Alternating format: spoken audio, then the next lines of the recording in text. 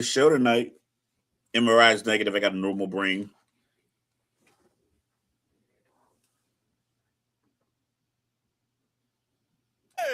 Sports reports, no gimmicks, no clowns. 2-5, Mr. Logical, we run this town. Real talk only, no chaser, no doubt. From the east to the west, it's the order we shout. Mic check, lights flash, game time, stay ready. 2 vets in the zone, keep the pressure real heavy. Big hits, big plays, yeah, we breaking it down. Truth rings in your speakers, every word is the crown. From the north side hustle to that southern flame. Midwest grind, west coast of the game. Sports talk kings, yeah, we wear that crown. Turn it up, let them know it's about to go down.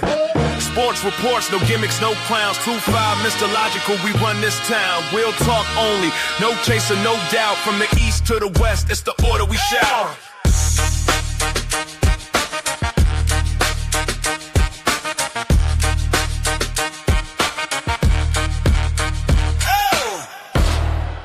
It's about to go down.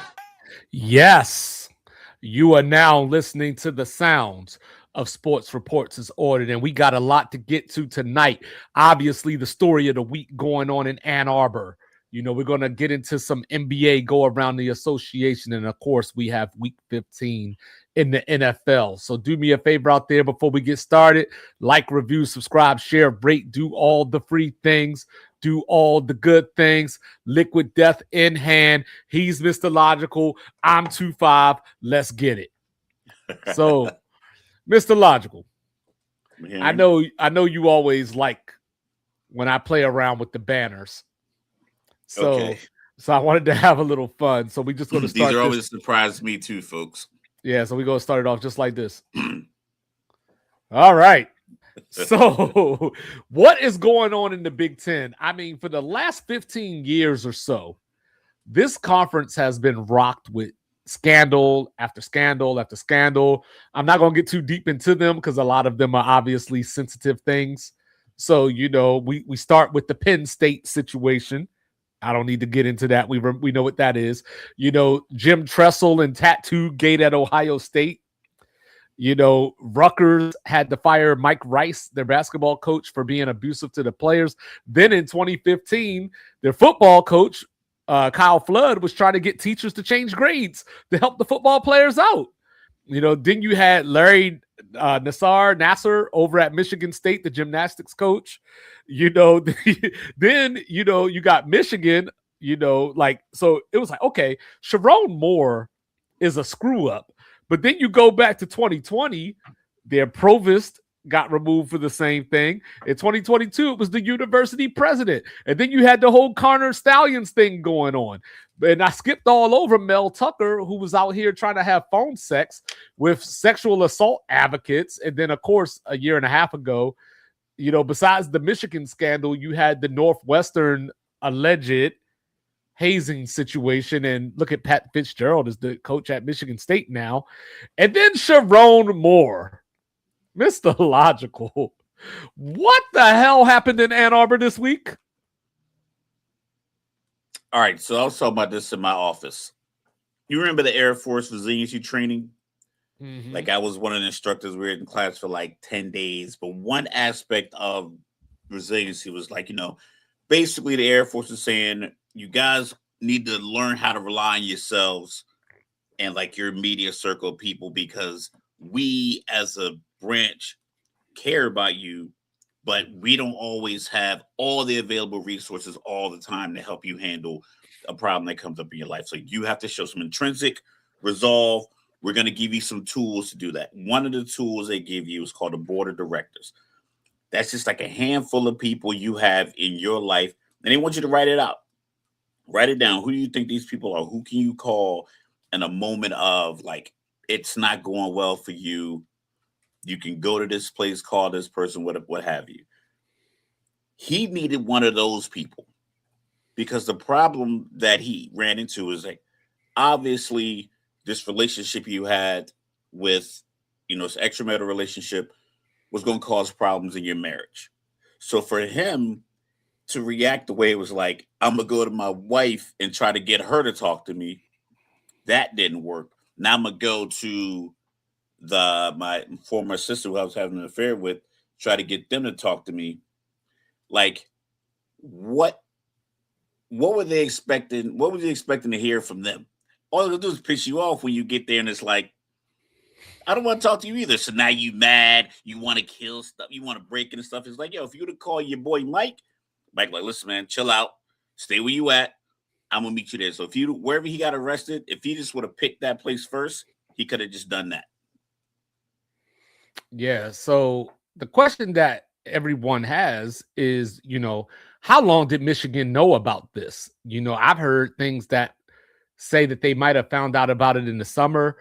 A couple of weeks ago, I was on X, and there was a guy who made a post about this. Said Sharon Moore is about to get fired. He's got some extramarital stuff going on. He knocked up a staffer, and there were all these people in the comments like, whatever. And this dude is like pretty plugged in. He's like a beat writer and all that. And people were like, oh yeah, I can't wait for Sharon to sue you for slander and all that kind of stuff. And it kind of just got quiet. Everything just kind of quiet down. And boy, did business pick up. So, like the other day, I was just minding my business, coming home from work, and then it's like Sharon Moore fired at Michigan. And the crazy part is, I had forgot all about that tweet. And I was thinking about a conversation Mr. Logical and I had a couple of months ago, because after the Oklahoma game, I was like, yo, Sharon Moore is not long for this job. Like, he's way too conservative. They got Bryce Underwood, and that's just not going to work after all the money that they paid him. Like, he's not the guy for the job. So then all of a sudden it's like, whoa, the pregnancy thing was true. And he goes to this young lady's house, breaks in, pulls out knives and basically tells her, your blood is on my hands and you ruined my life. Nobody, you did that. You ruined your life. And like I said, another aspect of resiliency is bounce, don't break. And it would show a picture of a glass ball and a tennis ball. And it had an arrow that says, you are this. And it had an arrow pointed to the tennis ball. Like, you will bounce back. It definitely, in the moment, it's like, okay, everything's gone completely awry. But it's like, no matter what, you still were a head coach of a Division I football team. You won a lot of games. You're an assistant on the national championship game. You're at a big time program. You played the game. You still have that information. You still have the ability to be a coach.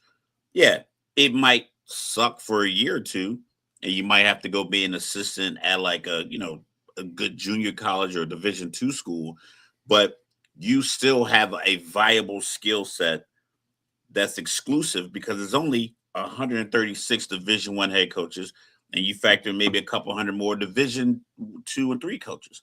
So there's 500 people doing this job in America. You're one of them. You're going to find another spot, because no matter what the scandal is, it's so many scandals going on that realistically, today's Friday, we'll talk about this. We might not bring this up again. I don't know what Michigan's bowl game is. Who they playing, though? Utah? They playing them Texas Longhorns. Yeah. So maybe the conversation will ramp back up because they're playing Texas and the head coach is in there. But for the most part, there's going to be something else. Not even as scandalous, but it'll just be something else that draws people's attention regarding college football by the next time we do a show. Yeah, I know a lot of people are right now up in arms because Mekhi Lemon won the Biletnikoff tonight. We got the Heisman tomorrow. We got Army Navy tomorrow. We got our first bowl game tomorrow, Boise and Washington. But Sharon Moore, he lucked into this job because Michigan just needed continuity, and Jim Harbaugh advocated for him. And if you look at his head coaching jacket, he was getting about $5 million from Michigan a year.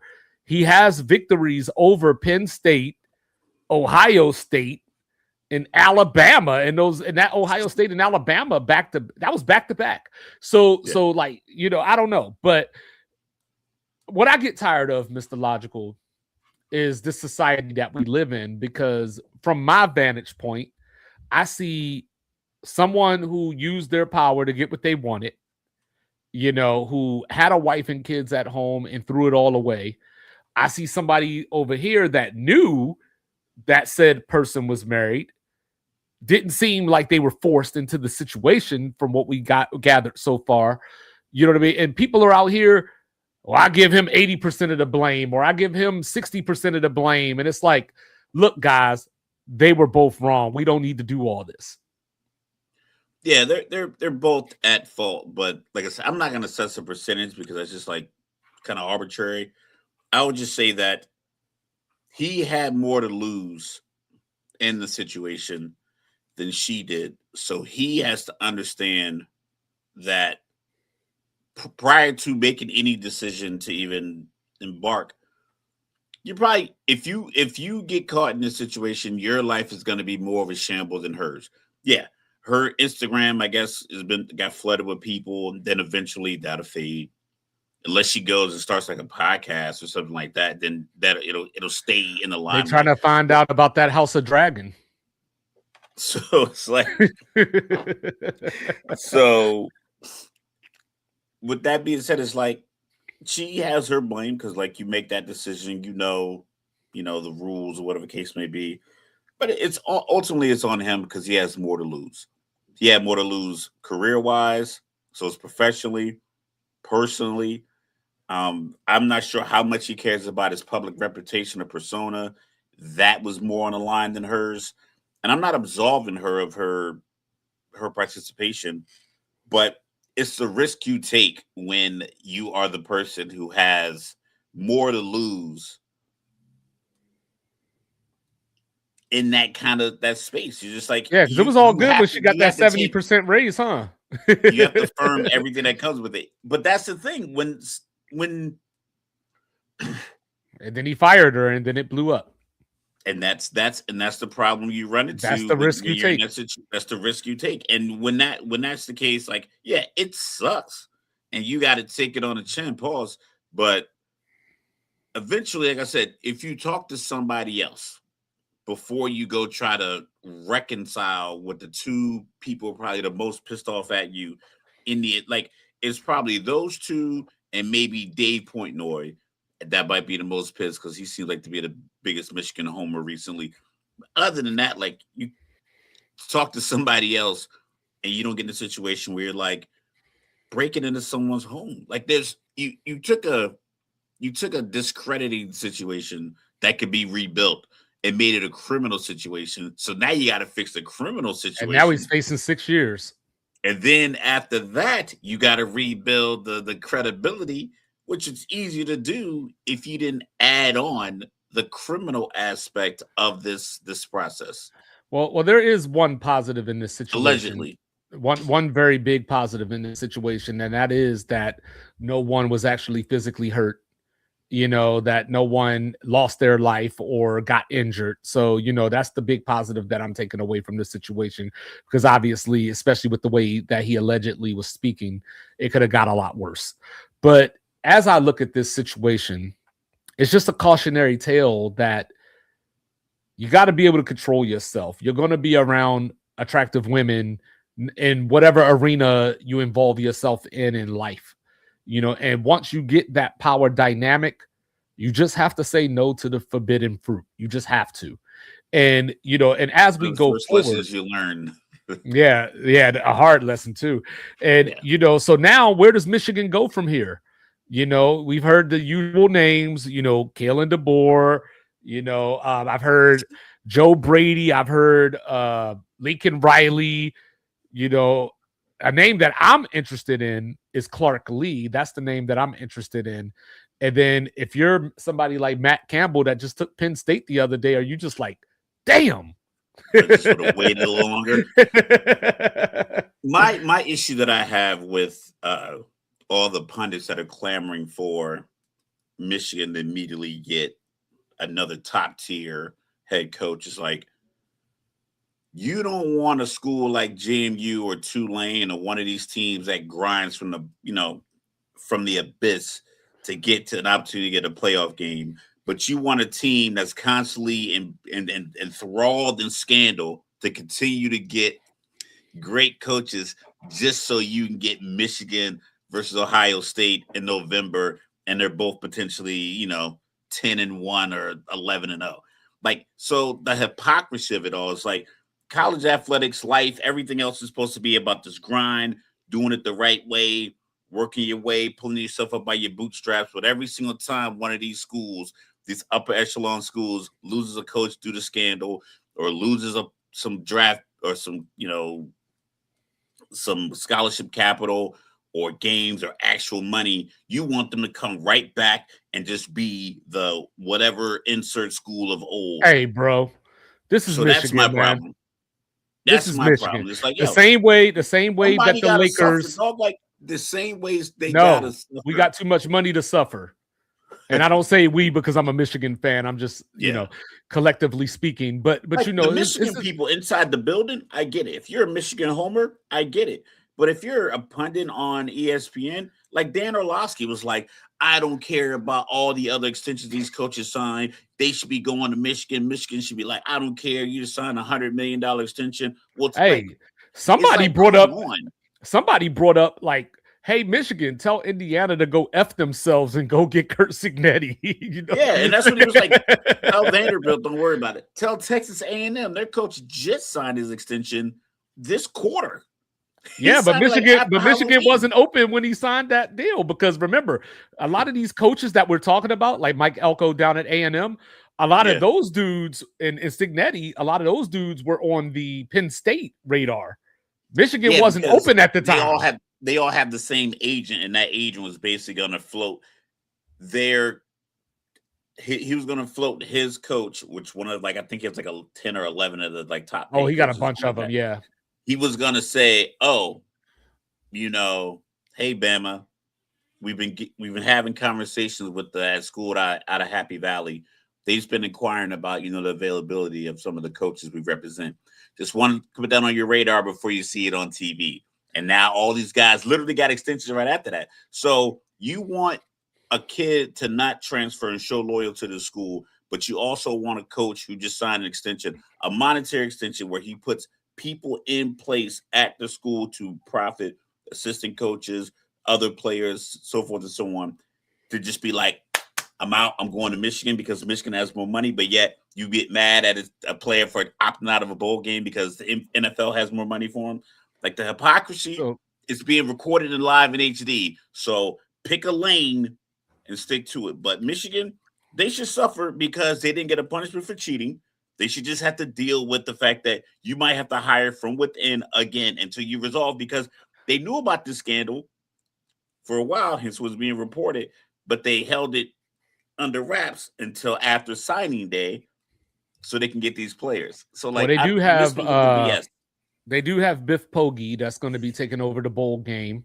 He's coached a couple of games this year because, of course, Sharon Moore was already suspended for 2 games this year. And that's the fun part about it, right, was that they even got to choose which 2 games that he got suspended for. So at this point, Michigan's just a bunch of spoiled babies. But what I want to know, Mr. Logical, real quick, if you're Lincoln Riley, do you entertain this or do you stay in Southern California? Not. Absolutely not. It seems to be a house of cards, and many of these, like we talked about the scandals that are going on in these schools. There is something to say about the power of an industry in a region. I think Michigan, that area, they probably have a great law school. They probably have a lot of alums. A lot of people have like a great allegiance to the school. And I think a lot of shit probably gets swept under the rug. We talked about it like before, like different little scandals where, you get an Alabama player gets in trouble. The police don't deal with it. Nick Saban would deal with it. Same thing that was happening down in Miami, because you have these tiny pockets of organizations that have a lot of the power. I'll even go government-wise. You and I were both stationed at Hill. How many years did they bring up they were going to close Hill Air Force Base? And they're like, they need to move. But the reason they didn't, because the simple fact, Utah Hill Air Force Base employs more Utah residents than any other company in the state of Utah. It's not speaking of the state of Utah. That's the leverage. It's like, hey, if you close us, all these restaurants here, done for. all these houses, all these apartments that are getting built around this base done for, and the 22,000 people who work. And you know what? I'm glad you brought that up, because that's the forgotten unintended consequence of all this, is that you just took a lot of food out of these coaches' mouths that are on staff already. And like most of these jobs are already filled, But speaking of the state of Utah and speaking of coaching real quick, shout out, happy retirement to Kyle Whittingham. He officially stepped down today. Morgan Scully is taking over, so go Utes. And, Mr. Logical, you ready for the stat of the day? Let's hear it. So last night, the Atlanta Falcons won a game where they committed 19 penalties. Tampa Bay ought to be ashamed of themselves. Why should they be ashamed of themselves? Because the only team that has won a game with more penalties was the Oakland Raiders back in 2016 with 23 against the Tampa Bay Buccaneers. Buccaneers at home. Yeah, the game was weird. It was weird. I think I was kind of like, I like to cook throughout the week every once in a while. So last night or yesterday at work, I got a wild hair. I'm like, you know what? I'm gonna make shrimp etouffee. Never made it before. I heard the word. I love the word. I'm pretty sure you just went to New Orleans. I know you're like a foodie when you're in New Orleans. It probably didn't taste that good, but I'm not gonna front. I think after a few more tries, I'm gonna have it like pretty kind of patterned out. So I was cooking. And I realized when I was done cooking, I'm like, oh, game's on. Put the game on 7-7. And they're moving up and down the field, but then I'm seeing the penalties in the first half. They had like 10 penalties, and then they talked to Raheem at halftime. Oh, we got to clean it up. And then they come out, and it was like 2 drives in a row on third down. They got penalties. One guy got a face mask and a tripping penalty on the same play. I was like in the red zone. I was like, this is nuts. But like, once again, I'm kind of in a position where I'm looking forward to next year. I'm just trying to figure out what we're going to do. So I'm not like, what's Tampa going to do?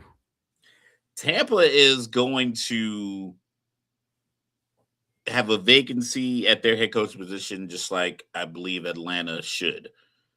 Mike Evans, when he was on the sideline, it's rare that you see an NFL wide receiver or just a player who knows the camera's going to be on him verbalizing his frustration.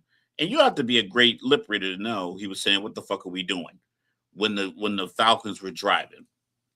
The fumble was a little weird, the simultaneous recovery. I haven't seen that before.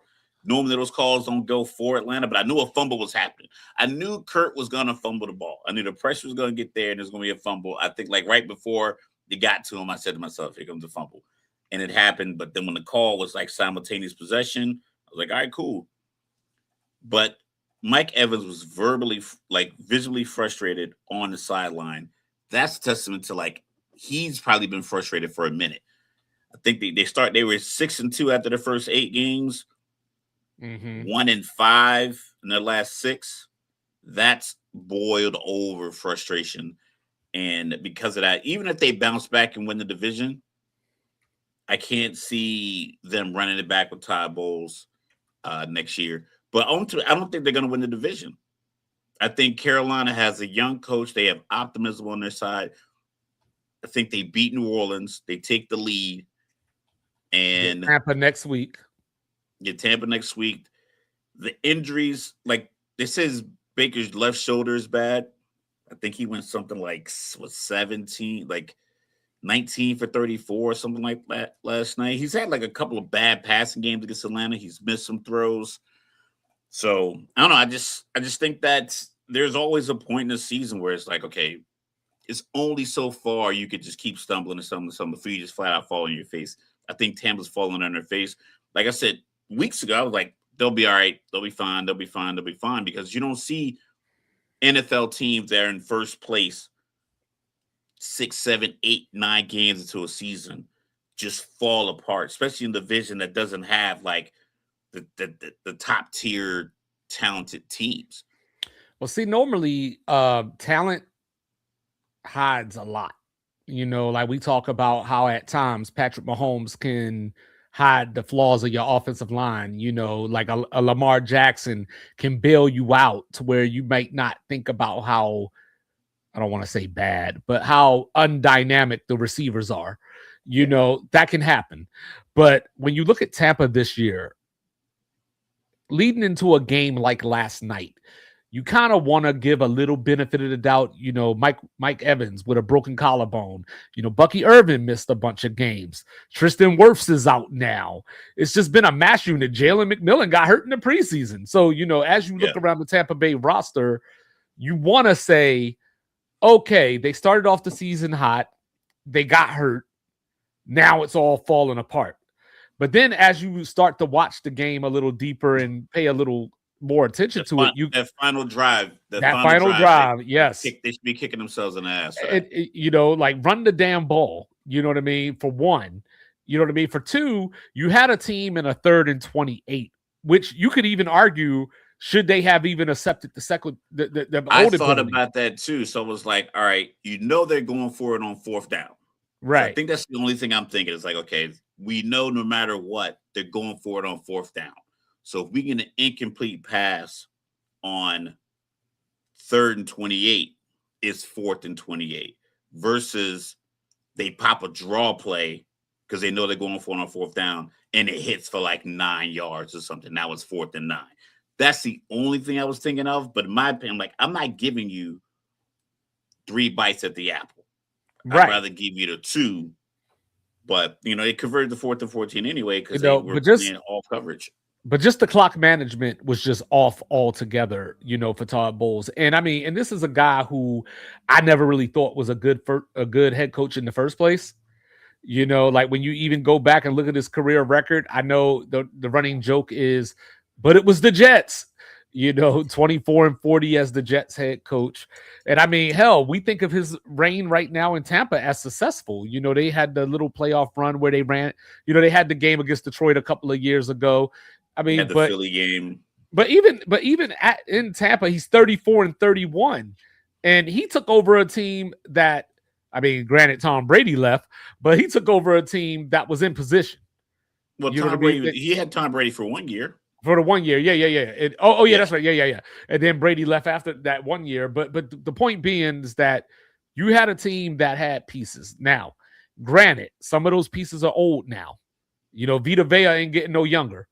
You know what I mean? Levante David, probably the next oldest player in the league after Aaron Rodgers or something along those lines. Yeah. So Tampa's front office has done him no favors either. But you were still 6-2 at that press conference. And you were up 14 points. In the fourth quarter. No, matter of fact, how about this? In the fourth quarter, Atlanta missed two two-point conversions. You had a 14-point lead. Had a fumble in the red 3rd zone. and 28, you know, and then the 14 that followed that 3rd and 28. So, like, and it wasn't like they had Drake London out there catching that 4th 14. They had David Sills the 5th. I knew he was going to be big on that drive. I knew he was going to be big on that drive because Kyle Pitts was killing him all day. And screw you, Kyle Pitts, for getting 55 points on my fantasy bench. But you know, but as I look at this, but the press conference though, you know, because there's things where I guess you could call them context clues. You see certain things and you can kind of predict what the next action will be. So, like, when you see the coach saying things like, the coaches have done everything, the players need to, that's when you know we're getting near the end of the road. You know what I mean? And especially you couple that with the Mike Evans reaction that you were talking about. You got Baker Mayfield saying, it's not the defense's fault, it's our fault, it's my fault. Like, everybody's just discombobulated and trying to find a way to walk on eggshells and not blame the next team, the next person, the next unit. He just threw everybody under the bus. The post-game losing team coach press conference, I imagine if you're a beat writer, you're at them every single week. Right. You write for other teams, and it's like, you rarely get something exciting at these press conferences. But this week, like I said, you know, guys are just like, you know what? It's almost Christmas. Season's not going well. I got my family. Focus on that. They're like, you know what? Hey man, I gave these guys all the tools they needed to put this engine together. They just didn't do it. What? Yeah. Like it's but once again, that's the sign of a guy who knows this might be it. Because it's ultimately going to be on him. But that's what you learn in the loss. The last 2 weeks, you have no business losing to Atlanta and New Orleans. I love my team dearly, but they were down their stars. Once you knew he was going to Kyle Pitts, I think Kyle Pitts had 12 targets, he had 11 catches. After 6 targets and 5 or 6 catches, maybe we should bracket him. Maybe we should go ahead and let Mooney, who's playing on borrowed time on his hamstrings. I don't know if his collarbone fully healed. He just played through it. Then you got David Sills, and then you have Bijan and Algier. I got 2 guys dedicated to Kyle Pitts anytime there's a drop back, and I'm keeping an extra guy to spy on Bijan. I'm not worried about Kurt scrambling. I'm not worried about anybody else in the offense. I got Bijan and I got Kyle Pitts. Maybe you make that adjustment, but they don't. And on top of that, when it's like, all right, the momentum is shifting. We got the ball. We need to, they didn't even run the clock down at the 2-minute warning. Right. So yeah, it just. Well, I mean, and on top of that, the fourth quarter just exposed those problems. Well, remember when we were doing our preview back in July, when we talked about Tampa, what I said was, hey, their defense is Sammy Sosa. They either get a sack or you're going to get a big play. Correct. And that's where we are. And that's supposed to be Todd Bowles' calling card is the defense. So, and it hasn't been for a while. For a couple of seasons at least. So I mean, we'll see. Carolina's got the Saints this week. We'll talk about that here in a little bit. And then, they get Carolina twice over the last couple of weeks of the season. So it's still in their hands. We'll see what happens. It's a strange position to be in if you're an NFC South fan of any one of the 4 teams, because last night Carolina fans are probably just begging for Zane Gonzalez to make that kick. He was doing the hair thing again. You saw that? Mm-hmm. Remember the Commanders game? We kept checking his hair. I'm like, dog, you got that hair is not moving. And he did it twice, and I was like, oh, don't do the 3rd or 4th or 5th time. He only did it twice. That's why it's close to the upright. But there's probably people in Carolina begging for that kick to go through. And now you're going to have Tampa Bay fans begging for Tyler Shough to just have the game of his season this weekend. So it's just funny to see how much we're all kind of interconnected to how we rely on the other one. Because I'm looking at it is there mathematically a way for Atlanta to win this division at 8 and 9? That'd be crazy.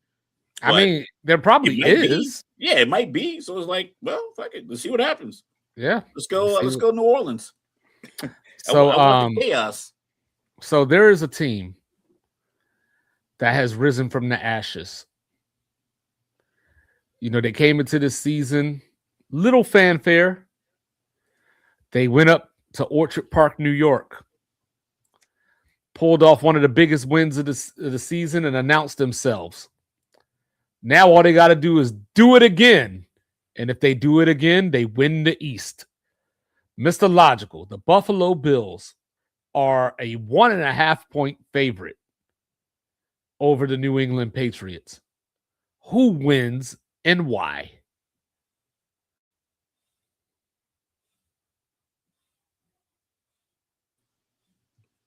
One 1.5-point favorite at home means. Oh, they're on the road. Oh, it's in Foxborough. Yes, in Foxborough. 1.5-point Foxborough. Mm-hmm. That's just to get the money. I'm taking New England. Okay. I'm taking New England because I wanted them to get away from the Patriot way, because when they hired Gerard Mayo, it felt like Sharon Moore. We want to have a connection to Bill Belichick. Exactly. We want to have a connection to Bill Belichick. He's one of the players. He embodies what Bill Belichick taught in the New England Patriot way, success, yada, yada, yada. But when they got Vrabel, I was like, It doesn't feel the same because he did have experience in Tennessee. I don't know how the relationship soured in Tennessee so quickly for a guy who's clearly a good coach.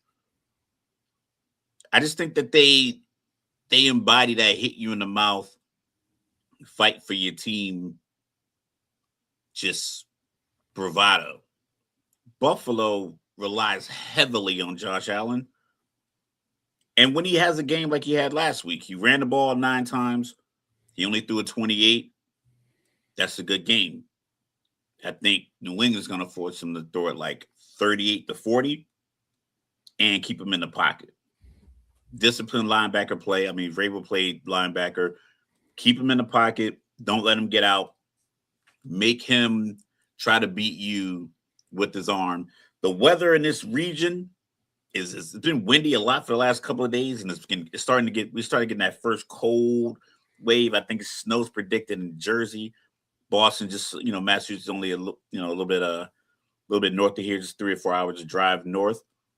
So that wind whipping through here, it's a different kind of cold that you're dealing with. So, granted, he plays in Buffalo and he'll be able to handle it. It's just you can't play this freelance running all over the place football because hitting that ground is hard, it's cold.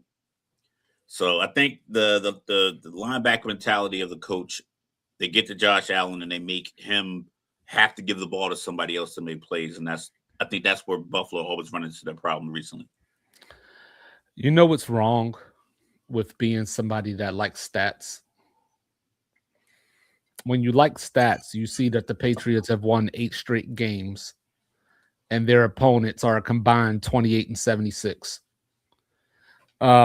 So they went into Orchard Park on that Sunday night.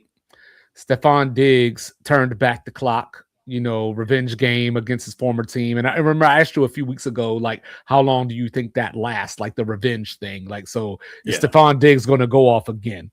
All right. So to your point, Buffalo has been playing around a little bit too much. But the weather, I think, in this game works in their favor because they just hand the ball off to James Cooks. Hopefully, I got to throw that in there. Hopefully, because Buffalo tends to do the things that they shouldn't do. But if they play the game that they should play, they should be able to run over New England's defense because New England has been having issues stopping the run. But if it's too many times, that first down handoff is 2nd and 8. And they're going to slow down on their first down. We saw Buffalo last AFC Championship game versus Kansas City. They were killing them with the run.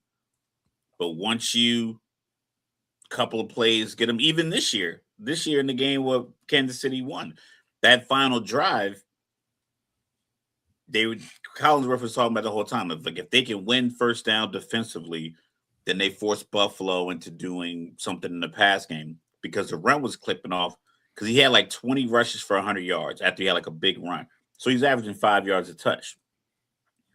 That final drive, they got it to like 2nd and 9.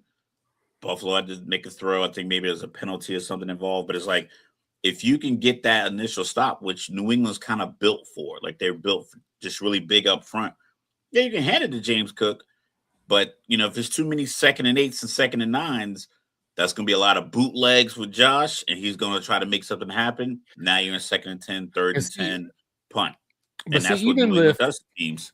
So even with that, like New England dominated that matchup for the most part everywhere but the scoreboard. They won by 3. Buffalo still had a chance late in that game to win. Yeah. This time, Will Campbell's out. The left guard is out. The only problem is that Buffalo doesn't have Ed Oliver. So now Buffalo's going to have to blitz from the perimeter. Can Drake May identify where the blitz is coming from and make the right throw? And I'm going to say this, Mr. Logical, and do not judge me, but this is a chance for Drake May's Heisman moment. Like Matt Stafford has been dominating the MVP talk. Get this season sweep of Buffalo, and we got to have some conversations. Yeah, but that season sweep has to be 325, 3 touchdowns, and maybe run the ball 6 or 7 times to 30. And it might have to be because I think this game is going to be a little more high scoring than we would think by looking at who's playing. In the last game, I had a parlay. I had a pretty solid parlay, and I missed it by a couple of legs. And the 2 legs that I missed were I needed James Cook to get 2 receptions. He had 0. Like, he was not involved in the pass game at all. Anytime touchdown, and Buffalo to win. And there was a couple of plays where he was running wide open across the middle of the field, like on a little drag, like a little option route for running back. And Josh didn't get him the ball. They didn't hand the ball to him that much. Even though the score was 23-20, like you said, they dominated because I think New England just pushed the line of scrimmage back. And well, James Cook was almost he was literally a non-factor. 2 catches. He gets 2 catches in his sleep. Well, the good news is the last couple of weeks, Buffalo has been abusing the flats.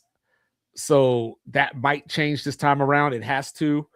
And I'm just going to lean on the experience here. You know what I mean? Like, and I know if you're New England, you have to feel disrespected because, you know, you beat this team, you know, and now they're coming into your house as a favorite.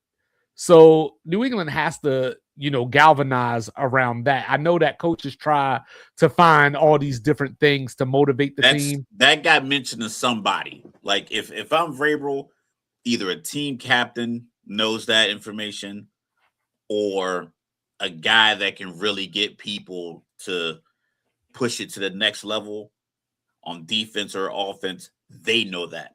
I imagine like a defensive lineman or a linebacker, somebody that's loud in a positive way in the locker room knows that. I bet you Stephon Diggs knows it. Oh, yeah. The team that you beat at their place is coming to our place, and they're favored to beat us again, and we're number 1 in our division. And if we win, we clinch the division. Yeah, clinch the division. Yeah, I'm pretty sure. Just about, yeah. If that's not something that's like a rallying cry to everyone, because it can get kind of saturated if you do it too early. It's a few nuggets. I imagine a few players know that information, and they're using it to their advantage. Yeah, so then we got into this slightly a little bit the other night, but I guess we got to actually talk about it now, Mr. Logical.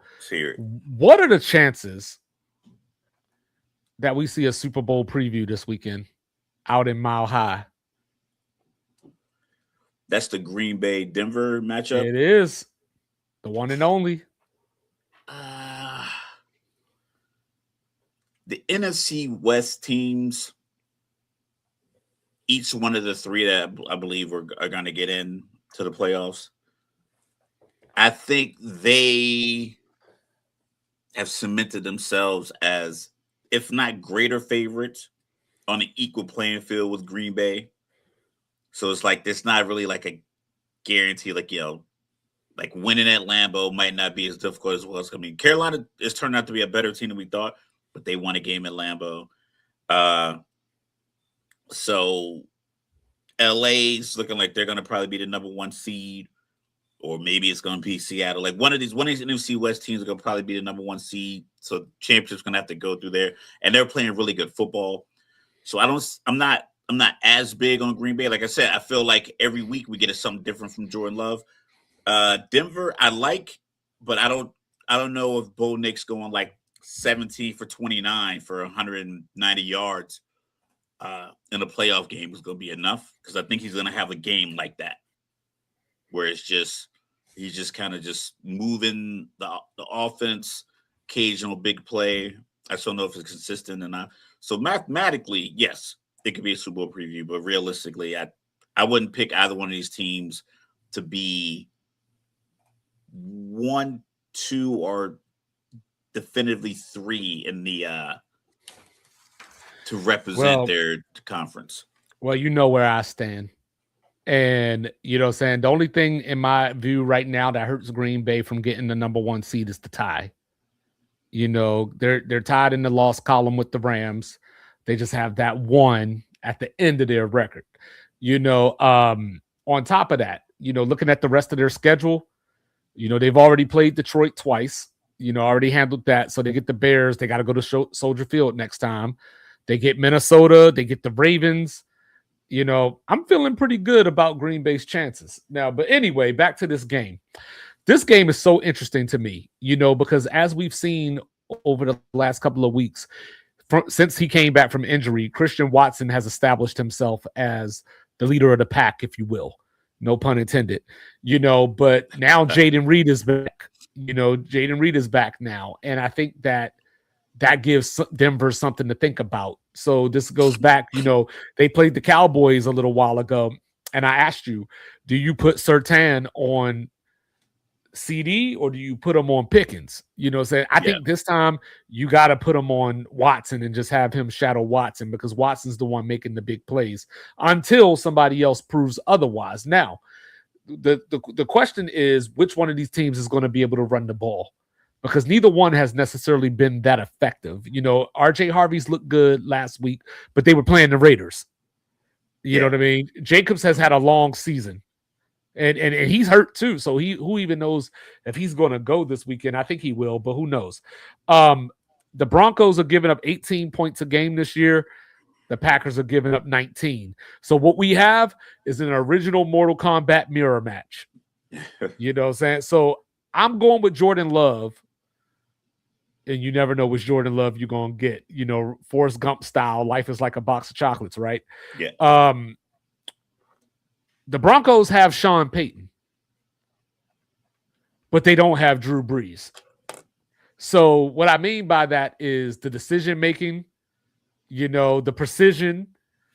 And we've seen in a couple of these games this year, to include that tie, the Dallas game and the Detroit game a couple of weeks ago, Micah Parsons makes plays late in these games. He's been real clutch this season.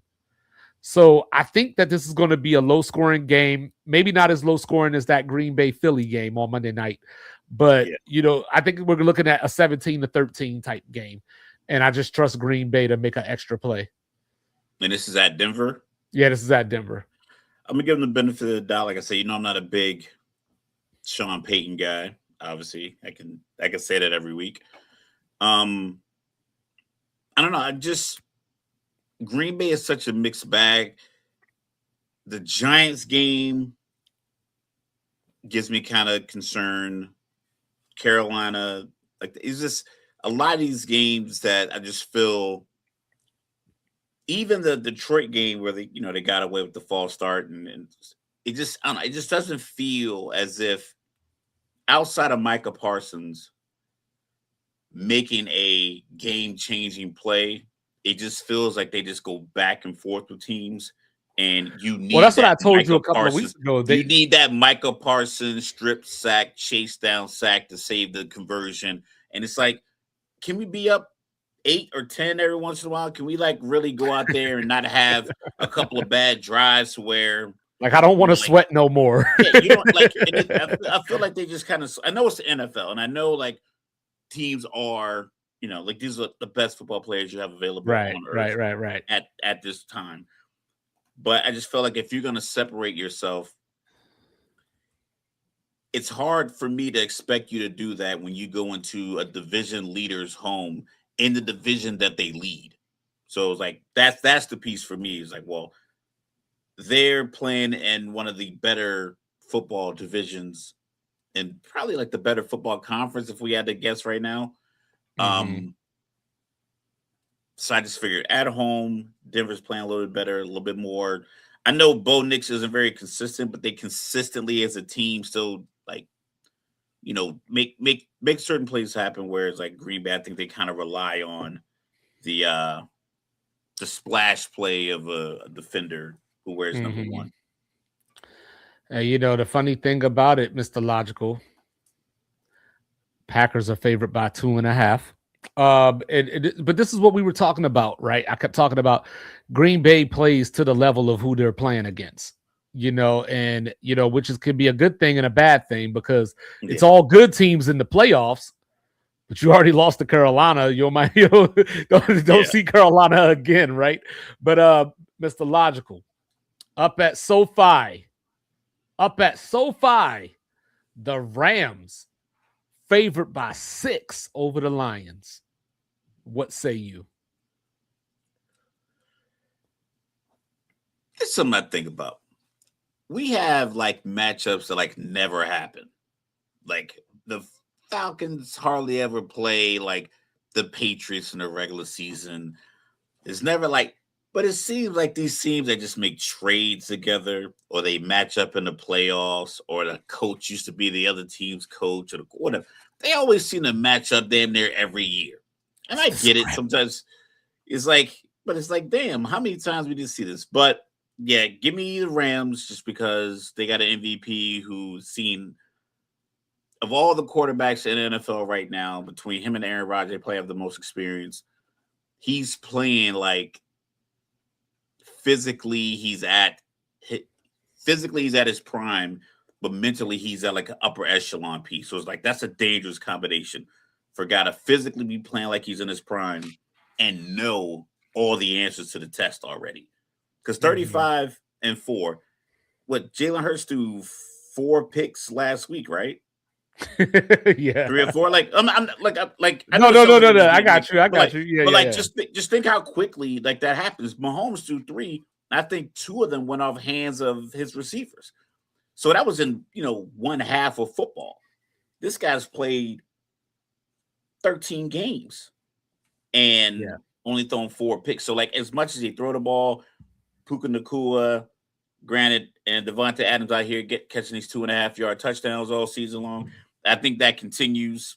So yeah, give me the Rams. Yeah, I think the Rams are going to have a field day, and I think the Rams are going to cover. So Detroit, their receivers just can't beat physicality. They got a bunch of little speed racers out there that when they get bumped off a little bit, it just throws them off just slightly. Brian Branch is out for the season as well. So that makes a lot of things easier for Nacua and Devontae going down the field.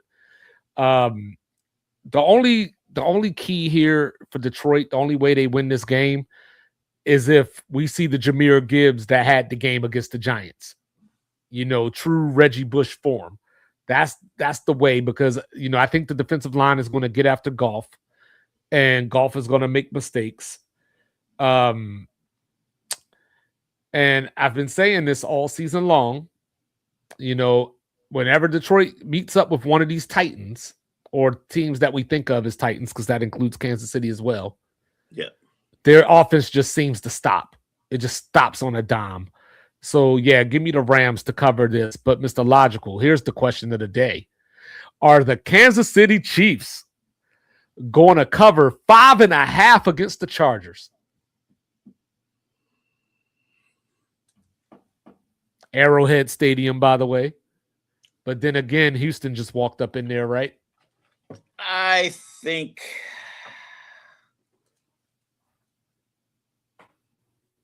no.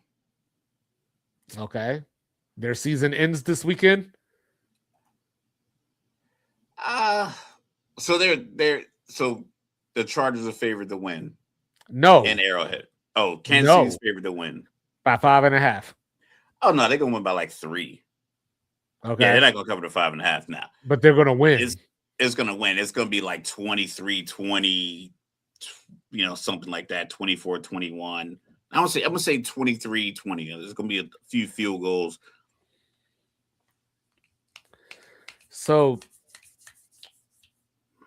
this is a tough game to look at because all season long I've been waiting for Kansas City to just say game on.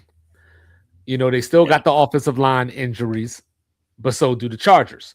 Justin Herbert just got sacked 7 times on Monday Night Football, the most of his career. He's got a jammed up hand or broken, messed up hand. They did get Omarion Hampton back, but I would like to think that Kansas City is going to key in on the run and test Herbert. Better play call in Philly beats the Chargers. I mean, you might have 5 turnovers, and they needed overtime they needed a turnover in overtime to win because Philly was in the red zone. And we talked about how Philly's offense and team is just falling apart at the seams. So this is the question that I have when I look at this game. Coming into the season, because they played week 1 back in Brazil. What we were talking about was Harbaugh kind of turtles up against Kansas City. He'll get a 3-0 lead and act like, hey, there's a minute and a half left in this game. Let's run it out. 4th and 1 on his next possession inside the 2 or 4th and goal from the 1. He'll kick a field goal and go up 6-0. Yeah, and they didn't need that in Brazil because I don't know what Spags was doing in Brazil. Like receivers were just open everywhere. You know, it didn't seem like there was a lot of resistance from the secondary. I can't believe that Kansas City's defense is going to let Justin Herbert go off like that again, especially with his hand the way that it is. So this is my question and challenge to Patrick Mahomes. How much Brady you got in you? Pause. Because, you know, because there comes a point where we talked about this, whether it's Brady, Jordan, Kobe, whoever it might, LeBron, whoever it might be, we go, hey, like this is on the line. It's game time. You're going to get the best of that person. Correct. So I gotta believe that Patrick Mahomes, especially coming off of that game last week, 19.8 passer rating, I gotta believe that the Chiefs are going to come out season on the line, inspired, and the Chargers are just going to be a little too conservative, and Kansas City gets out of there and stays alive another week. Yeah, 6-8 Kansas City Chiefs doesn't make a lot of sense. So I don't even believe that's a real thing. Not in 2025. Hey, you never know, right? Like I said, like the Chargers have, like, they don't have like they're not coming in with the best of, you know, streaks going either. It does, and Harbaugh does clam up. I think was their playoff percentage for Kansas City something like 11% to make the playoffs. It was 11% when we pulled it up last time. So I guess now it's probably somewhere around like 8 or 9. Well, I think that was after the game Sunday. And then finishing strong is probably a huge piece. It's probably what they've been preaching all week. They are in unfamiliar territory by being battling. It's up to 17% now. So battling for position in the playoffs in December. They're normally fighting for first and second place. Well, you know, with a decent lead in the division. So I think this is, you know, it's uncharted waters for them. Yeah. But I just believe like the familiarity with the Chargers. It's not as if the Chargers are going to come in there and have a dynamic player that they can't handle. Like a hot Detroit team that's coming off a week where they scored 34, 37 points, that could scare you when you're at a team that's kind of in a bit of a pseudo free fall. But the Chargers literally had a guy turn the ball over 4 times, and if the corner doesn't tip that pass, Jahan Dotson catches that touchdown and walks in, and they walk out off their home field with a game where they forced 4 turnovers out of 1 guy, and we still lost in overtime. So, yeah. So, Kansas City's playoff percentage right now is 12%. If they win this game, it goes up to 17, and if they lose, it goes down to a 1% chance. Wow. So another 5.5 point spread, Mr. Logical. Sunday Night Football, Jerry World, J.J. McCarthy coming in to play the Cowboys. Cowboys, since we're talking about playoff percentages, Cowboys right now 11%. With a win, it jumps to 16. With a loss, drops down to 2%. Can Dallas hold down home field?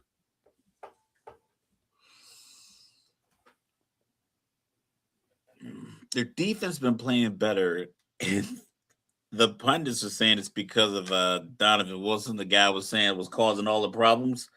I guess maybe some other people have gotten back into the lineup so he can just play. Well, it's amazing what you can do when you go get a Quinnen Williams, right? It's, I mean, just a luxury and embarrassment of riches that they have on that team. They have so many names. They have so many guys that you can put their jersey up in a store and it'll sell out. So it's pretty crazy there. I think that the offense is humming. I think Dak plays with such confidence because he's been getting, you know, shit on it ever since he got to Dallas. Even when he was like, he had his good years and they weren't winning the playoffs. He never seems rattled. You never get a shot of him on the sideline where it just looks like he doesn't have his Mike Evans moments on the sideline. He doesn't have like his Cam. Like Cam was a very emotional guy, and he played emotionally. You can see it clearly, but you never see Dak like slouching on the sideline. A score could be 38-20, and it's 3-4 minutes left, and they're about to lose. You can still see him talk to the offensive line, walk around, talking to players. So I think he's just, he's unflappable. So I like Dallas. I like Dallas' opportunity. I hope they make the playoffs. I think it's entertaining. I picked them. Like I said, it was like Cowboys, Ravens was my Super Bowl pick. I don't know. I do think the NFL is more entertaining when Dallas is good because they're on TV all the time anyway. They're going to talk about them. So at least have them be good. That way the conversation is better. Mark me down for hope Dallas doesn't make the playoffs. I got Dallas as well. They got good news because, obviously CeeDee Lamb had the concussion last week. So it looks like he's going to be good to go here. I think I like this matchup for Dallas because, if we know one thing about Brian Flores, he's going to sit in the house. And not only is he going to sit in the house, he's going to sit in the house on first down. And Dak this season is one of the last people that you want to blitz in that way. He's third against the blitz this year, by the way. And, not only that, but now if you're going to be blitzing on first down in that way, you just opening yourself up to play action. Dallas doesn't have to try to I think Dallas will be able to run on Minnesota, but they won't necessarily have to rely on the run. So if Flores is out there sitting in the house, it's going to be a long day.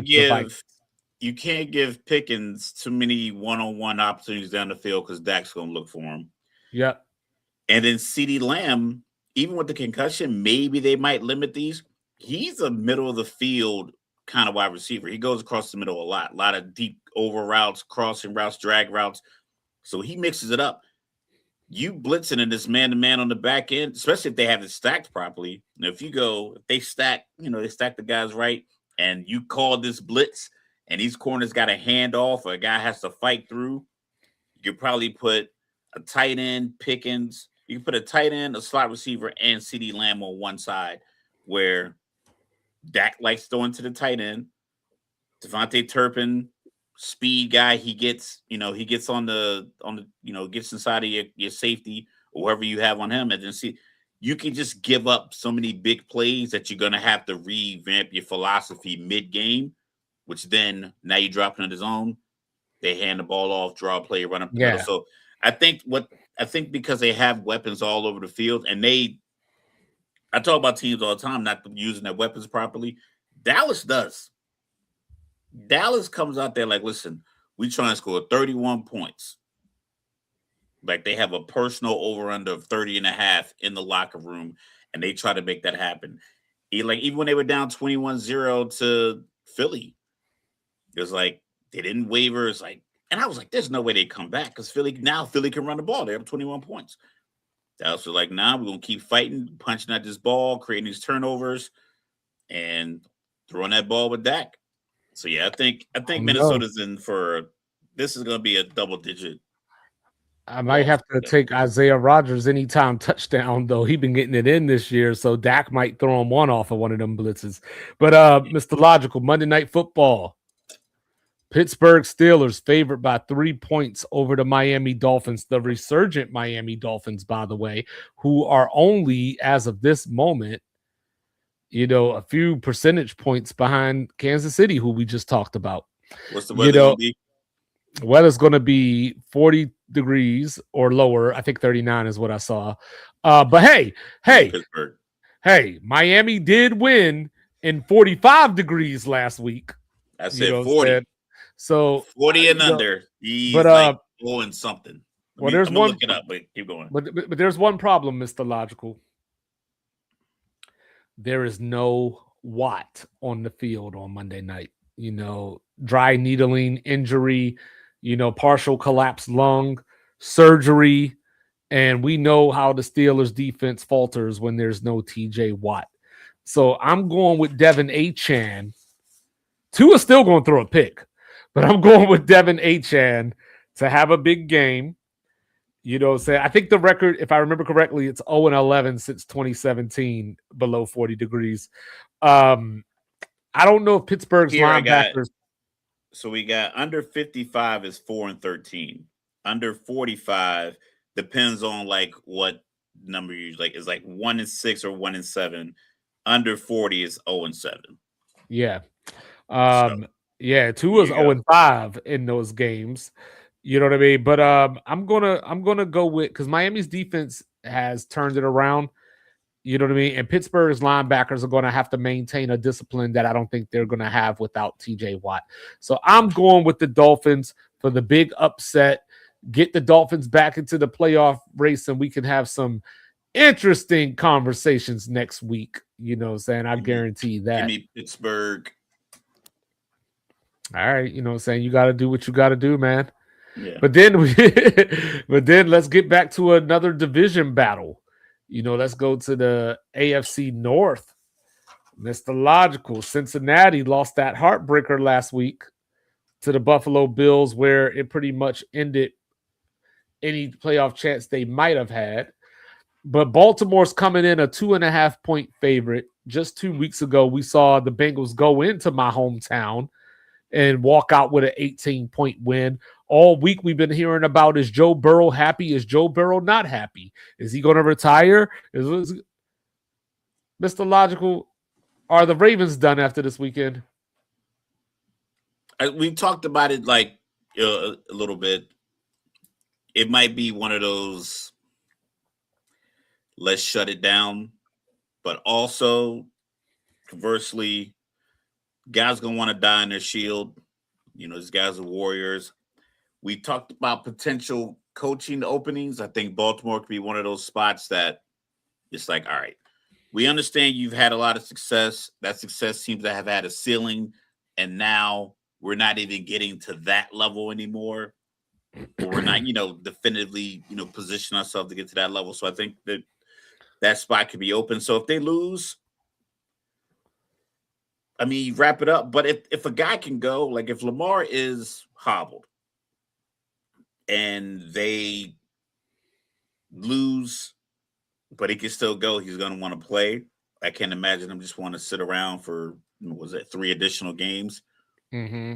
Mathematically, they think they'll probably still be alive, but I think just schematically they'll be done. And you can't you can't lose to Cincinnati. Cincinnati has a quarterback that's literally ready to just be like, I don't feel like coming out of the corner, coach. Well, I think that it has to be something within Cincinnati. It has to be some amenities. We talk about, they don't have an indoor practice facility. So, like, if you have it, like, I get my car in the morning, take my son to school, it's cold. But if I had to, like, drive him to school and then drive somewhere else and I'm still outside just in the cold, like that drive to drop him off is going to be like, God damn it, because as soon as I drop him off, I got to go and stand out in this cold again. That's how the players are feeling. Like, yo, they get in their car on our way to practice. It's like, we don't have a facility. Like, they should have a practice facility with a parking lot right next to the facility. Like, these guys are walking across the streets and cleats it up. Like, there's like a hill in one of their practices because they use it for T. Higgins to see, like, if he's healthy to play. It's like they got to cross the street. Like, people stop. What you're saying is the Bearcats have a better. Yeah, the high school teams in Ohio have indoor practice facilities. High school teams, like legit, it's like high school. Well, I learned. Speaking of that, real quick, since you brought that up, I learned last week that Jacksonville apparently doesn't have carts in their stadium. And that's why Daniel Jones had to walk back to the locker room because they don't have carts or something along those lines. Cart. That's what I read. I swear I read that. You have a John Deere or anything. You have something for them to sit in. A golf cart. Security doesn't have a golf cart. What happens when I don't know what it was, but I read something like it was like. But anyway, we'll come back to that. So like, yeah, I think this is that Detroit Lion moment, bro. I think this is that. We can't go to the playoffs. They can't either. I think that's what we're looking at here. Baltimore has scored 36 points total in their last 2 games. We talked about how the offense just looks out of sync, but on a side note, Did that Isaiah Likely play last week decide the North? I don't know. I mean, the Bijan Robinson fumble last night seemed to have the same kind of mechanism. I think Bijan just moved the ball from one hand to the other hand. And like I said, I felt Likely just deliberately stuck his arm out with the ball. He just didn't move his arms. Like I thought that was a deliberate move. But it might have. Because now, like I said, you got Miami coming in to Pittsburgh. Miami can't win in the cold. So they play Baltimore, Pittsburgh play one more time. I got Cincinnati beating Baltimore this weekend. So I think I think it settles it. All right, do the 49ers cover 12.5 against the Titans?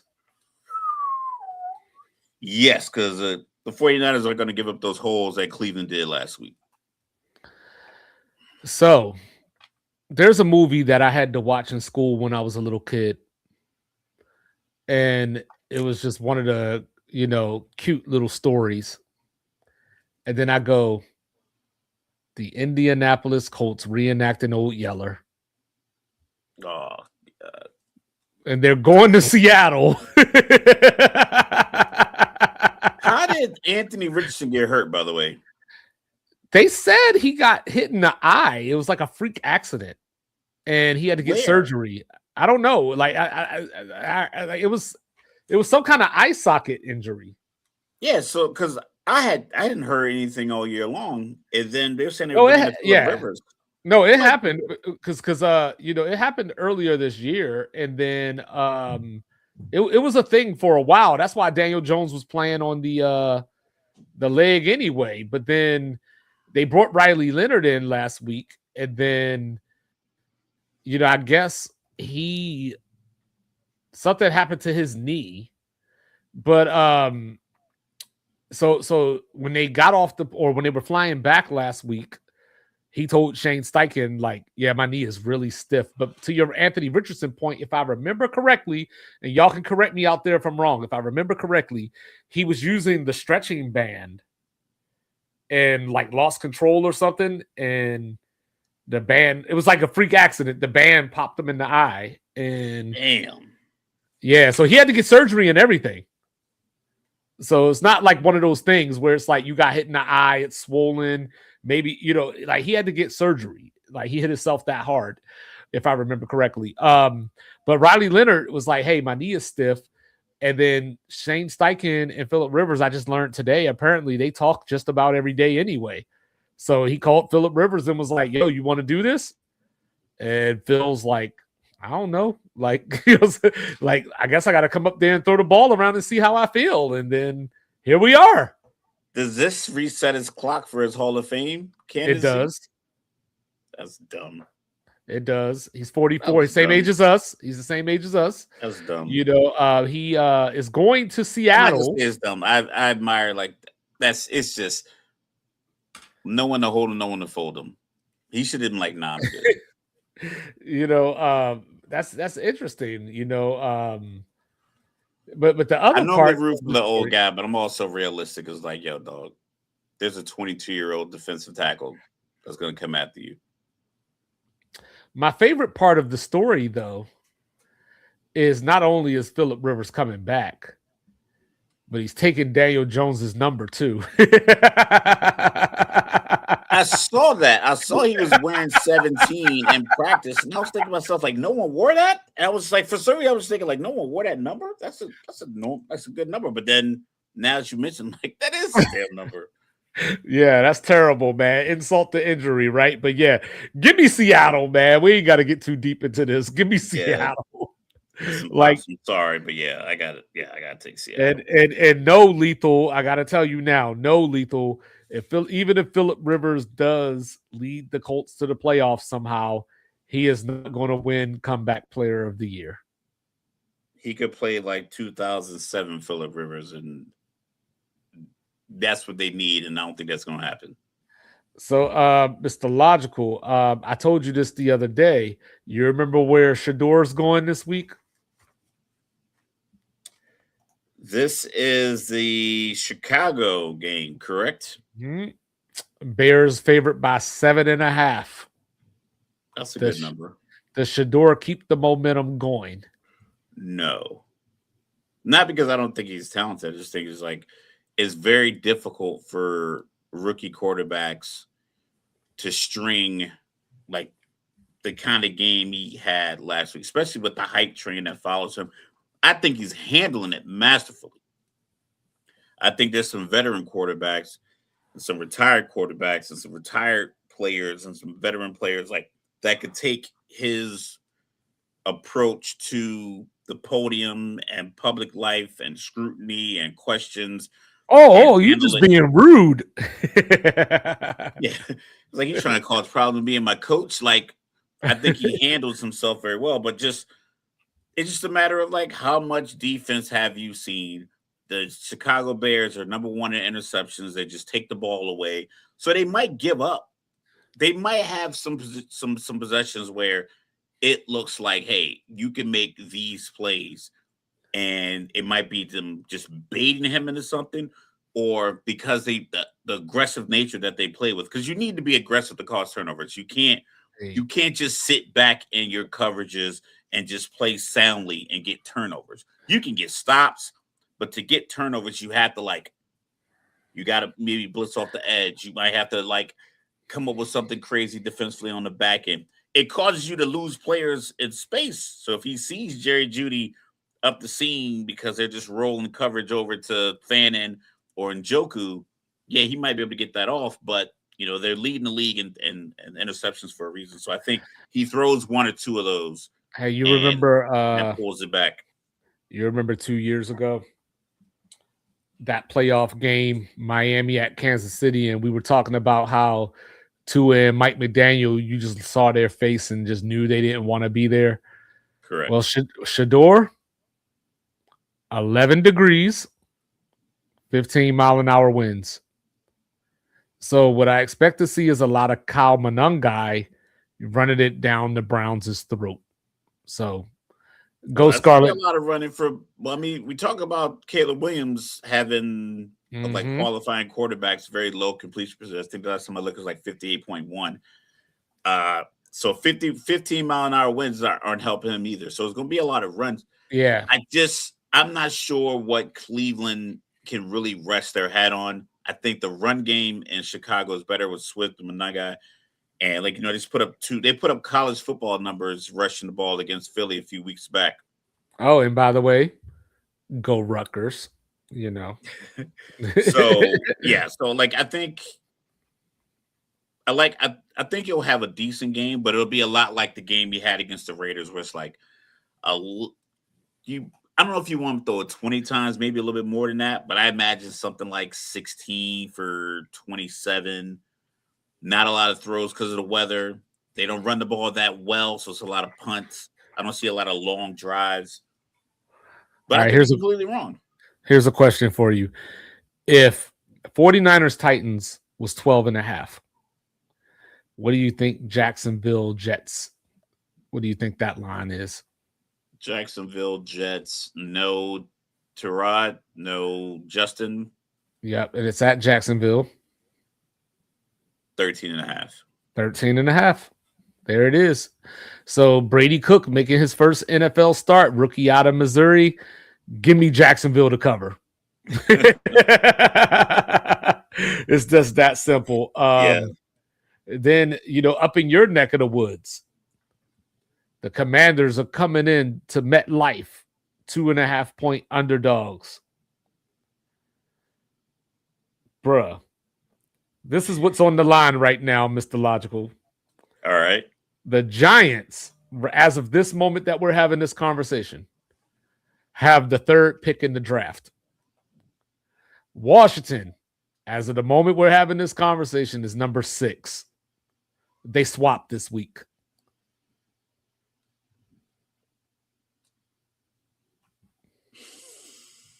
Jackson Dart playing? He is. Yeah, give me the Giants. He is, it is what it is. Washington secondary. I picked up Wan'Dale Robinson in my fantasy league just because. What I'm saying? It just is what it is. So, Mr. Logical, you got Arizona at Houston. Houston favored by 9.5. I'll take Houston, not the points though. I'm taking the I points. think Arizona covers. I'm taking hold on. Yeah, I'll take the points. That's laying them. 10 points. I'm laying them. All right, and then finally, I saved this one for last on purpose, Mr. Logical. Oh, actually, no, there is one more actually before that. How about Kenny Pickett going up against the team that he won the Super Bowl with last year? Whew. It's going to be a long day. When you need a bounce back, this is the kind of game you need. This is exactly the kind of game you need as a team when you're free falling and you're spiraling. You need a team with a terrible offense, fired coaches, a head coach that shouldn't have a job, a starting quarterback that should be a career backup, and then the starting quarterback being Gino, and then the guy that's starting should definitely be a backup. The running back's a rookie who's still learning how to pick up blitzes, and you get him at home. Hey, Jalen Phillips. Yeah, you get him at home. Yeah, so this game is going to this game is going to be huge for Eagles. I think Saquon gets another breakout run, and then the slump that they're in,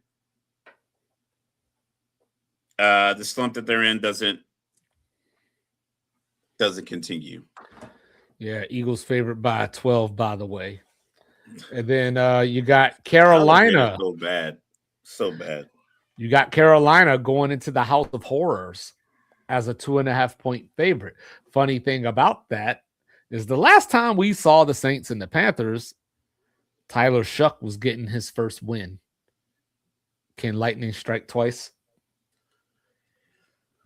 Like I said, I know I want the chaos of, the NFC South maybe coming down to the last week and then whatever team finishes 8-9. Like I said, I haven't looked into all the scenarios, but for the sake of me wanting chaos, I'm gonna pick the Saints just because I want the chaos, and it's realistic. I mean, they're at home. Carolina they're a good team. They have very dynamic wide receivers. They can be kind of exposed in their pass protection because Bryce Young does get hit a lot, and he's not a big guy. So it's definitely things they have to draw up schematically to get him to the space where he can make these throws. So it does kind of limit them offensively. So if New Orleans has the ability to get through and get him off his spot at home, very loud, I believe the fans, starting to believe that they might have found their guy. And, granted, this is all pre-draft stuff. It depends on where they fall in the draft and who's available and whatever moves they want them to make. But right now, the rumor has it they think they found their guy. So yeah, I'll give them a shot at home, considering 2.5-point favorite. Yeah, I'll give New Orleans a shot at home. I'm taking Carolina, nice and easy, run the ball. You got a chance to take over the division. They're not going to take the Saints lightly because they've already lost to the Saints. And, and in that game that they lost to the Saints, they only put up 7 points. So I expect David Canales to come out with a plan. And I'm going to take Carolina to win this game, cover the 2.5, call it a 7-point game. But Mr. Logical, with all that football, it's only right to talk a little basketball. So can I tell you what happened to me the other day? Let's hear it. So I was excited. I came home from work and, we've been keeping up with all these, college football playoff and all this kind of stuff. So I haven't been as locked in on the NBA as I would like to be so far this year. So I said, you know what? Let me sit down and watch the champs. Little did I know that Devin Booker wasn't playing. Thunder won that game by 49 points. The Thunder are now 24-1. And the crazy part about it, Mr. Logical, they haven't played their starting lineup their full starting lineup in one game this season. So J-Dub is finally back. But Hartenstein's missed the last 5 games. Caruso's missed the last 4 games. So they are doing this. You know what I mean? Like not at full strength. Not at full strength, right? I know you saw the video of Grayson Allen and Chet. Yeah. And shave the face. That's got to be a meme or something one day. Yeah. So the Thunder on this season, Mr. Logical, they're differential. They've won their games by an average of 17.5 points. All right, here's the quiz. There's only one other team in the NBA that averages a double-digit margin of victory. Do you know who it is? Detroit? No. That's a good guess, though. Double-digit margin of victory. San Antonio? No. All right, I'm out. It is the Rockets. Oh. Yeah. You know what I'm saying? So the Trade Thunder worked out. So the Thunder are at 17.5. The Rockets are at 10.6. Yes, that's the difference. And then if you get deeper into the stats, you'll see that respectively, the Thunder are 5th in 3-point percentage. The Rockets are 2nd. So a lot of people are thinking that we're on a collision course to a Thunder Rocket Western Conference final. Just going to ignore the Nuggets. They better not ignore the Nuggets. They better not ignore the Nuggets because 24-1 is crazy work. That's a crazy way to start a season because like even coming off the championship, a lot of these guys getting big contracts. Some guys coming off of surgeries, playing a lot of games. They went all the way to Game 7 in the NBA Finals, so they played a lot of games last year. A lot of young guys. So to come right back and hit the ground running the way that they did, it's impressive. I don't know if it makes it like I think what helps the narrative that it won't be boring is that the Nuggets have a former MVP on their team. They won a championship. The Rockets have a former MVP, young team. KD's won a couple of chips, a couple of finals MVPs. The Lakers have a couple of future Hall of Famers in LeBron and Luka, and they're playing well. So and then the Spurs have such a good young team that you can talk. I think the pundits, if they try, because you know how sometimes they get lazy if the story isn't right in front of them, you can have valid talking points about how, yes, OKC is 24-1, but in a 7-game series, I think this will be the thing that gets this other team to really push them to 7 games or even potentially beat them. Having KD, shot making ability, young team playing good defense in Houston. Hey, I think that could be something that can settle, that could even it out. LA, size, experience, scoring capability of Reeves, Luka, LeBron. But so do you know how many points? Piece. Do you know how many points Austin Reeves is averaging? It was something like 28 for a while, but I think LeBron's come back for a few games. 27.8 right now. 27.8. So the problem with the Lakers is, and I know that this should not surprise anyone, is defense. When they have Reeves, LeBron, and Rui on the floor at the same time, it's one of the worst 3-man defensive groups in the league. If you take one of them away, the defense gets exponentially better. But when they're all 3 on the floor together, that's a problem. Marcus Smart has been a great pickup for the Lakers. Just providing that leadership, another ball handler, one of the few people that can and will play defense. So Marcus Smart has been, he's been a great pickup for the Lakers so far. The Celtics, Mr. Logical, 9-3 since they put Jordan Walsh into the starting lineup.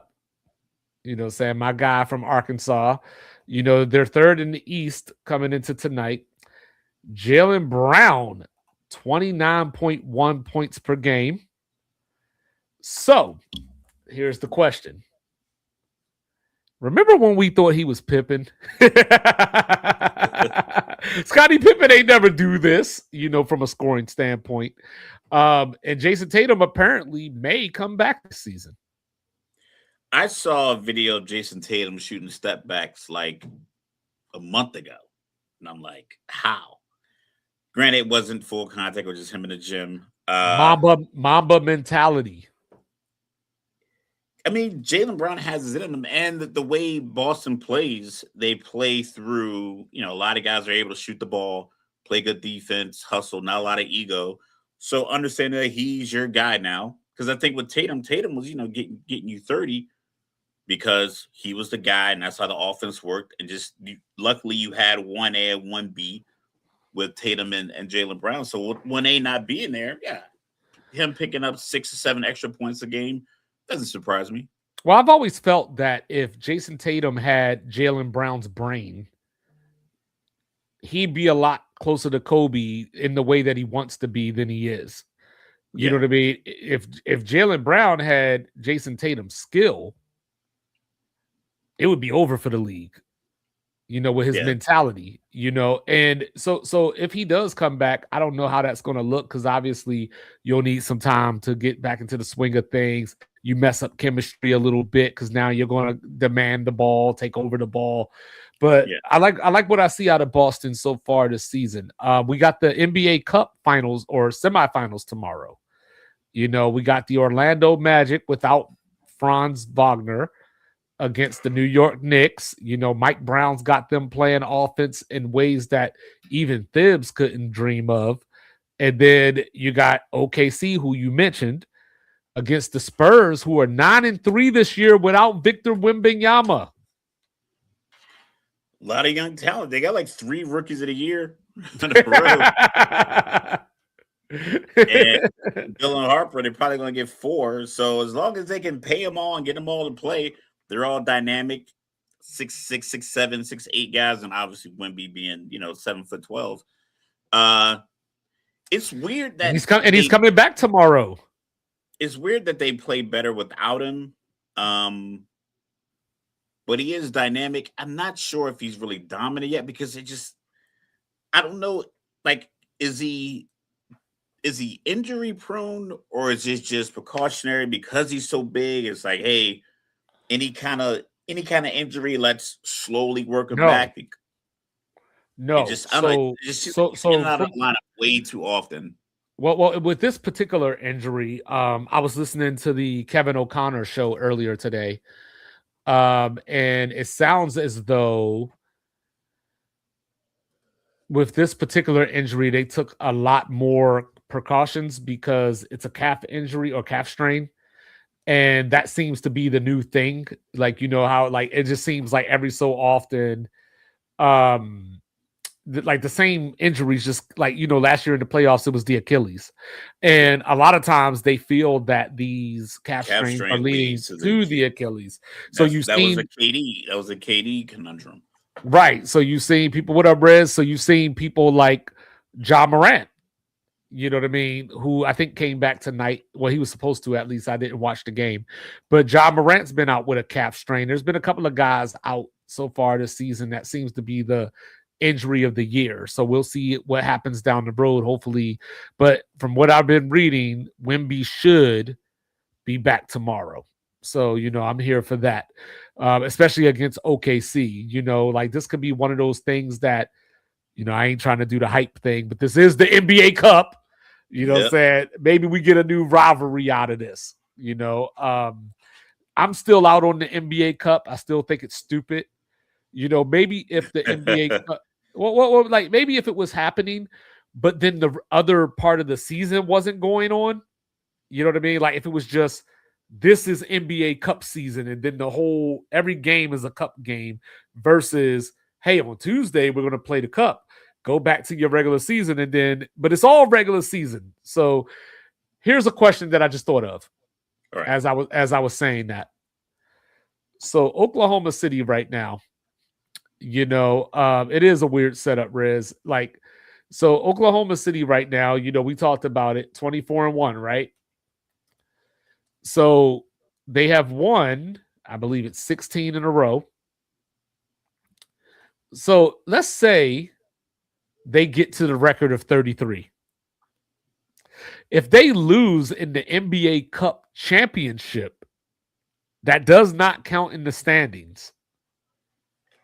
Are you going to give OKC credit for the record, or are you going to give them an asterisk? Yeah, that's the count. That's the count as a loss. I mean, you can't say you won 33 in a row and then the one you lost at 17 doesn't count. I think for the record books, Uh-huh. I think for the record books, they probably won't count it. They Right. won't count the loss. But I think in conversation, I think even as a team, they would count it. Okay. So yeah, that's my opinion. Yeah, I'm excited, Riz. You know, if Montana State holds on tonight and then Montana wins tomorrow, we get a Brawl of the Wild rematch next week. So go Grizz. You know what I'm saying? Just let me throw that out there real quick. Go Grizz. Speaking of around association, I'm watching Golden State and Minnesota's on TV right now. And Steph Curry's out there wearing a pair of Ant shoes. Ant basketball shoes. Yeah, he just yeah.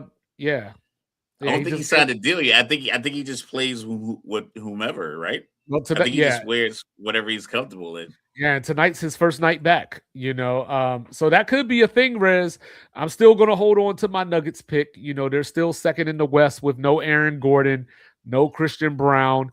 You know, they're still struggling without Jokic on the court, of course, but it looks a lot better. Jamal Murray had a 52-point game a couple of days ago. Unfortunately, Derek Lively is out for the season. But Mr. Logical, with that being said, have you heard the teams that are interested in Anthony Davis potentially? I'm not sure why teams are so interested in Anthony Davis. Like, I don't know why. Like, he's this high commodity. Like, his availability is become more of a problem. Yeah, like I think. Well, I think the idea is he's a champion, and so the teams that I saw mentioned were Detroit, Atlanta, and the Raptors. So I saw San Antonio. I saw like somehow the Giannis, the AD Dallas move. I see so many rumors. To me, as any one of those organizations, none of them make sense. I think it doesn't make sense to bring AD in my opinion.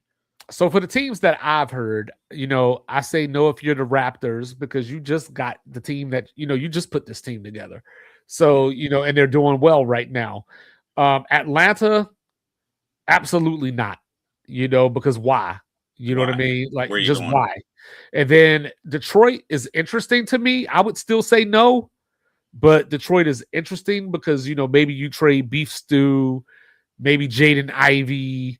They can't do like AD can't do what those guys like. If I'm trading you, if I'm trading for you and I'm giving up either a star or a role player, you have to be able to do exactly what or more than what the star player is doing and a little bit what that role player did. So if I have a role player that's strictly a rebounder, 8 to 10 rebounds a game, you know, plays good defense, and I'm trading for you and I'm trading a star who scores 20 and is pretty efficient, I need you to come in and be able to get me 24 to 26 points, couple of assists, and still give me those 10 to 12 rebounds. Like, you have to be ultra dynamic. And in order for that to be the case, you got to be available. AD is not available enough for me to break down anything. Yeah, he's only played 10 games this year. And, you know, this is his first time under 20 points a game since his rookie year. You know, but all I'm going to say about they're going to get him for peanuts, unless they think like, oh, because he's kind of declining, I can get him for some G League assets and a couple of first, like maybe a starter, a G League player rights, and like a couple of draft picks. If you think you can get like a nice deal where you're working with a desperate team, yeah. But I'm like, I don't think Dallas is in that position, and I just can't imagine that AD going to another team because like as soon as he got to Dallas last year, I'm not saying he's not a dynamic player. It's just when he gets hurt, if you are trading for him, he's gonna take a lot of pieces from your team. So if you trade for a guy and you lose 2 or 3 rotational guys, and he shows up and he doesn't play, you lost 4 guys. All I'm gonna say is if the Hawks include Jalen Johnson in an Anthony Davis trade, or if the Pistons include Asar Thompson in an Anthony Davis trade, I'm adding y'all to cancel culture. You know what I'm saying? I'm gonna put it like that. You know what I'm saying? So, like we said, Steph is back tonight. You know, man, I gotta get me a Jeremiah Fears jersey, man. I love that guy. You know, like he's coming into the league. And granted, you know, the Pelicans are like a bottom 3 team in the league. But I mean, within a week, he got in Luka's face, he got in Jimmy Butler's face. You know, rookies ain't supposed to do that. You know what I'm saying? And then you got Derek Queen out here with the 30-point triple doubles. The Pelicans already got their future. And I'm sorry for doubting Troy Weaver, you know, for making that trade, you know, with that pick that they gave Atlanta. I'm sorry for even questioning that, because apparently he knew what he was talking about. He is plugged into Maryland. So, you know, he did get a lot of eyes on Derek Queen in person and everything. So, you know, but I'll give him that, you know, saying he won that one. So is there anything in the season that's happening right now that either stands out to you, surprises you a little bit? I'm gonna say it's hard for the NBA early season to butt up against football because it's just, you know, football kind of dominates the airwaves. I don't think anything's really standing out. The Giannis trade rumors and like Golden State trading Draymond. I'm like, no other team wants Draymond. I still understand like why that would even be a conversation. I think OKC, like, and we talked about this before. I had a barber tell me back in the day when UConn women were winning all those games in a row, and he was like, it's boring to watch. I think it was the same thing with Michael Schumacher when he was winning all the Formula One races because he had like the best Ferrari ever built every single race. Like his Ferrari was the best ever built in the world. And it became kind of mundane. OKC at 24-1, I think it's entertaining because you look at the 73-9 Warriors, people were entertained by that because they thought, okay, can they break this 72-10 record? Them losing in the finals to Cleveland, for some reason, has have people thinking like going for the regular season record doesn't matter. I'm like, I think it would be crazy if this team goes out and goes 77-5. I think that would just be nuts because if you go on 77-5, you probably win it all. I mean, they won 68 last year. Yeah, so it's like 77-5. I'm here for it. I'm here for that kind of that level of just dominance because the regular season matters. The awards are based off the regular season. Your Hall of Fame candidacy is based off the regular season. Your all pros, your all NBAs, your all-star votes, they're all based off your regular season performance. So for people to just kind of disregard that and poo-poo that because like, oh, you didn't win the championship, it's like it's just like a fallacy of this current fanatic, space. I would love for them to go on some crazy run when, like, don't lose in the cup and try to, say you won 33 games in a row. I need you to win the cup game too. But I think it would be dope to watch because one thing it will do, hopefully it will get these other teams to not do the panic where they empty the end of their bench just to go get a star because that star is mad with his current team. It's like, nah, we good. We're going to develop. We'll get a young star from another team or we'll draft the guy. We'll build around him and we'll get a good coach because that's all you need. You need real stability from a managerial position and then your player personnel and then your coach-player relationship. You can build with that. You can win with that. You don't always have to make these splash deals because as we've seen for like the last short of KD going to the Warriors and then LeBron going to LA, I'm not sure if any real splash move with the superstar has worked since then. And even LeBron he was a free agent. He just picked LA and then they didn't go to playoffs the first year. And then they won in 2020. So it's not like all of these moves are defended. Like Luka went to the Lakers They're fourth in the West. So it's like these moves aren't just guaranteed to work the way they used to before they started kind of expanding the player development and allowing other players to play. So I think OKC is kind of on like the cusp of like, listen, we're ahead of all of you. So you guys got to catch up. Here's the blueprint. Good luck. Mm-hmm. And they still got, Topic and Sorber in the wings. So, provided, hopefully everything's all right with Topic. I know he had the condition earlier this year. But on that note, guys, we will be back on Tuesday, with reaction to this crazy NFL weekend. Hopefully I'll get my Brawl of the Wild rematch because we owe the Bobcats some get back, that 3-point loss up in Bozeman. Or up in Missoula. So let's go. We're going to kick some ass. But anyway, he is the world famous, world renowned, cool, calm, and collected, born in Texas, raised in Virginia, representing everything New Jerusalem to include the cheesesteaks, the pizzas, and the Scarlet Knights. He is Mr. Logical. Don't bring feelings to a fact fight. Don't do it. And then, of course, it is your unorthodox statistician down here in the Alamo going left so much you thought I was southpaw, to the point that watching me finally got Tyson Fury and Anthony Joshua to the table. 2026. What's up? I am 2-5. I do believe in Joe Hendry. Like, review, subscribe, share, rate, do all the free things, do all the good things. Liquid death in hand. Don't forget to check out Say Less, Say More. Don't forget to check out your boy 2-5 on chopchat.com with these articles. Florida State in the house. We love y'all so much. Enjoy your weekend. Enjoy the NBA Cup or semifinals tomorrow. Hopefully we do get to see Wemby. You know what I'm saying? Holla back. Sports reports as ordered.